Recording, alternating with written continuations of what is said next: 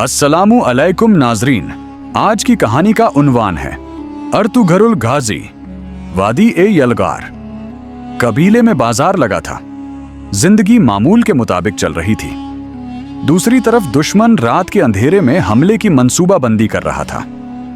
फज्र के वक्त अर्तुगरुल तन्हा दुआ में मशगूल था, रब से मदद मांगते हुए। सिपाही घोड़ों की जीन कस रहे थे। हर चीज जंग के लिए तैयार थी। वो पहाड़ों और जंगलों से गुजरते हुए दुश्मन के करीब पहुंचे। रास्ते में तेज दरिया आया, मगर वो रुके बगैर पार कर गए। उन्होंने पहाड़ी पर घात लगाई और दुश्मन के गुजरने का इंतजार किया।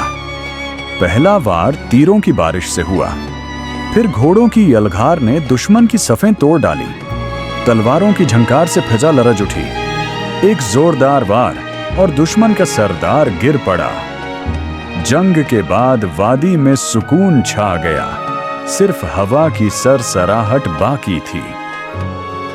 सबक, हिकमत, सब्र और ईमान, यही असली ताकत है जो कौमों को जिंदा रखती है।